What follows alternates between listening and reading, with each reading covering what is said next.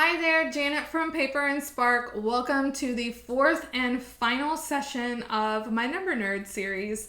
In this series, we've been chatting about 4 ways to boost your shop profits that don't involve being on the constant hustle and grind roller coaster of trying to get more traffic to your shop site. It's been my goal with this whole series to shake up the way you think about making more money in your business.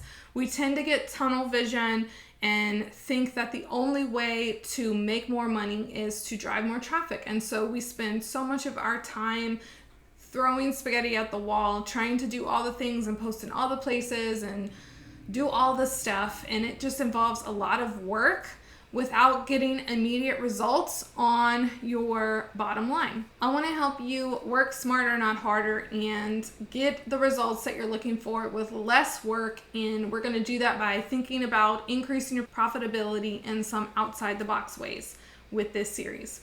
Now, that being said, if you've been with me with the past 3 sessions, I don't have anything against working to drive more traffic to your site. Of course, traffic is important. I just want to encourage you to focus on leveraging some of these other aspects of your business first, because not only will they boost your revenue more quickly with less work, but once you do start spending time driving more traffic to your site, having these things, these metrics that I'm talking about optimized will mean you're gonna make more money from all the orders and all the traffic that you're working so hard to get. So without further ado, let's chat about the 4th and final metric to focus on increasing your shop's profitability. And that is your percentage of repeat customers. So if you've been in business for a while, you may have heard business axioms like it's easier to convince an existing customer to buy from you than to find a brand new customer. It costs less in times of both money and energy to get a sale from a repeat customer than from a new customer. Also, studies have shown that repeat customers tend to spend anywhere from 3 to 10 times more per order than a first-time buyer. It's also easier to get a warm lead, not even necessarily a repeat customer, but a warm lead to buy from you than a brand new cold lead who has never heard of your brand before. So all of these things are telling us that it makes sense to cultivate loyal, repeat customers and buyers. So if you find the time now to set up a system or a customer experience path or something in your business model to increase customer loyalty and get repeat purchases, it stands to reason that you will make more money. You will increase your shop's profits. You can even zoom out one step further from that and consider that having repeat visitors can also bring you more sales. So not even just repeat buyers, but also repeat visitors. That means people who are coming to your site for a 2nd, 3rd, 4th time.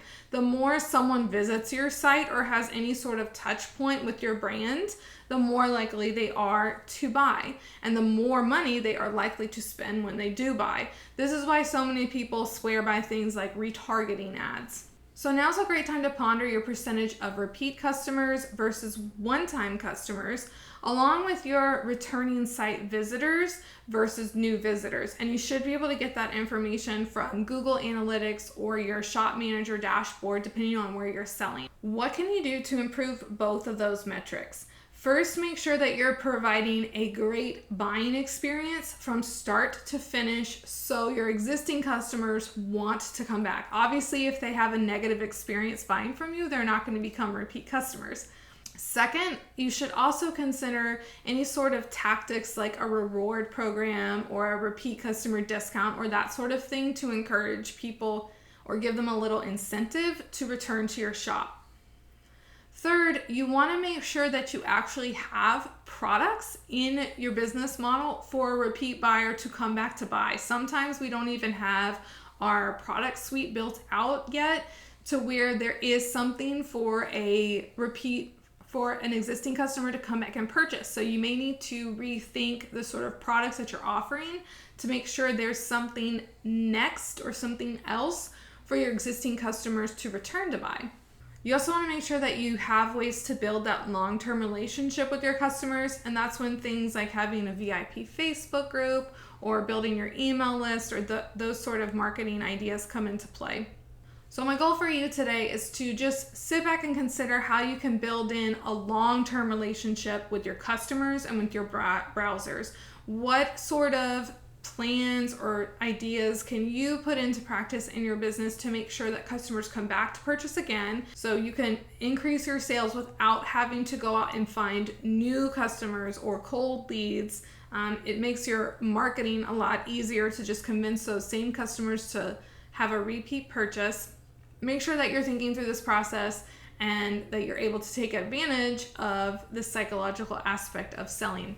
So I hope that you enjoyed the Number Nerd series.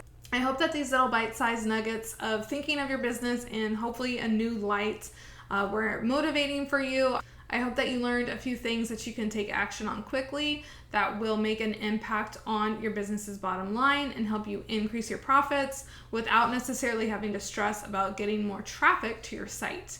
If you enjoyed this way of thinking about running your business and you want to dive deeper into goal setting, financial planning, making smart decisions, and running your business like a CEO, then make sure you check out Next Level Numbers at nextlevelnumbers.com.